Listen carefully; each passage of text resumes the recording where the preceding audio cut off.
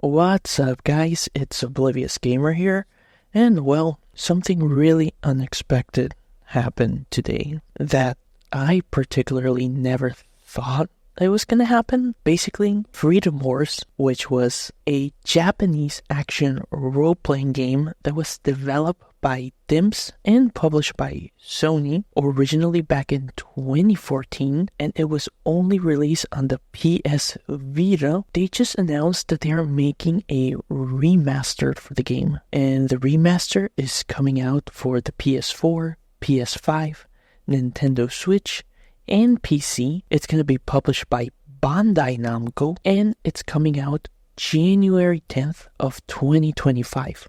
So it's not a long wait. Freedom Wars was a really fun game, at least I enjoyed it back in the day when it came out on the PS Vita. It's one of those games that was stuck on the Vita when you thought about it, especially now. You're like, sucks.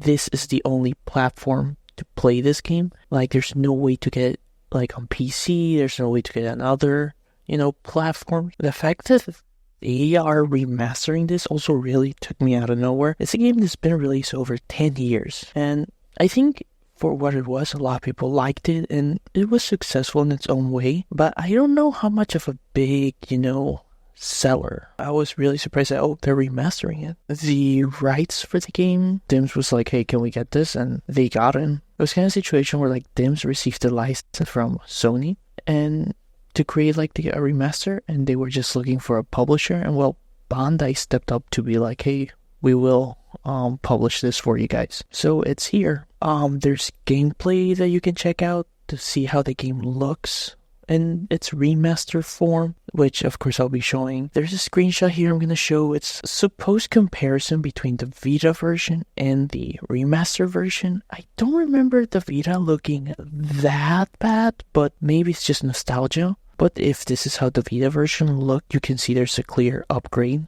in fidelity, but I'm happy. I'm happy this game is coming back. I think it's fun. I think a lot of people are excited to see this. This was something that was on the Vita that was really enjoyable if you managed to get your hands on it. For those that don't know, I'm gonna a quick overview of the game. I'm gonna read it. For the crime of existing, you get 1 million year sentence. In a dystopian future, the world is ravaged by pollution and depleted of natural resources, and humanity lives in a sprawling prison complex called panopticons. Anyone born into this hellscape are deemed sinners. Players seek their freedom by volunteering for extremely dangerous combat operations to compete with other panopticons for what remains of the planet's dwindling resources. I like the plot. It's alright. It's post-apocalyptic. There are, of course, these monsters that are huge that you're gonna fight.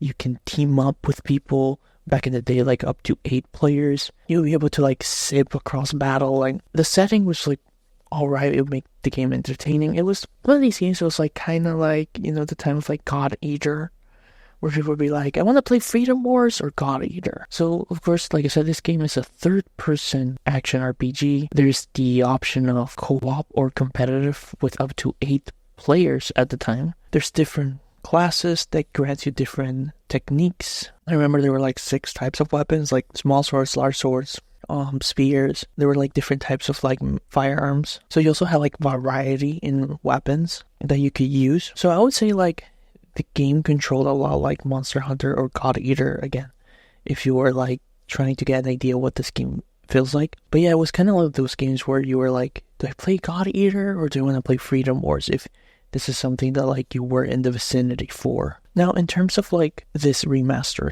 with the remaster, you're going to get enhancements such as 4K resolution, upgraded textures, and 60 frames per second on the PlayStation and PC. It doesn't mention Nintendo Switch, so keep that in mind. There's an overhauled weapon crafting system and other gameplay upgrades, as well as adding difficulty settings, improved graphics, being environments and characters to life, while refined controls ensured a more responsive and intuitive gameplay. Of course, also the game has a deep character customization, so you're able to create a unique character that reflects your style, from facial features to accessories, and at the same time, as I mentioned, a variety of weapons and loadouts and gear, so you're going to be able to create a lot and have fun.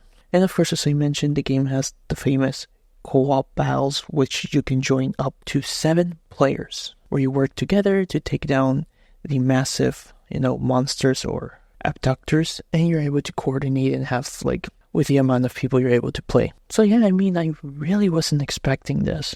I'm really hyped, really excited, and I can't wait for the game to come out next year. The thing that I want to highlight and want to talk is there was an interview with the PlayStation blog Japan with Takashi Tsukamoto. He was the director of the original Freedom Wars at DIMS, as well as he's the development producer of the remaster. He mentions how they've wanted to make a sequel for Freedom Wars since the game was released 10 years ago, but the opportunity never came up. And well, this time they're fortunate to have the opportunity and work with Bandai Namco to develop something, with it being the 10th anniversary. What am I getting at is, maybe if the game does well enough, or maybe if the game gets a lot of people excited, hype, or talking, could we get a actual sequel? You hear from the director of the original Freedom Wars, he wanted to make another game for a while now. This remaster is kind of like an opportunity to kind of do that, kind of tackle that. But obviously it's not a sequel, so I'm pretty sure if he could be given a chance, he would want to do his sequel. So hopefully the remaster does well, and maybe it's profitable, because remember, we live in a time where if you want to make games or if you want to release something, it has to be profitable for the companies, the publishers, whoever are in charge, for you to be able to actually make another game. So hopefully the game does meet the criteria for it to be considered to be able to get a sequel. I would love to get a new Freedom Wars, especially with the current technology, current methods that game developers have learned throughout the years, and something that is made on a powerful platform instead of being made for the handheld console. No offense to the Vita. It's a fantastic tool. But obviously, think about how the game would have been if it was made for, the PC and the PlayStation, what was it, 3 at the time? PlayStation 3, PlayStation 4? It was 2014, so yeah, PlayStation 3, PlayStation 4.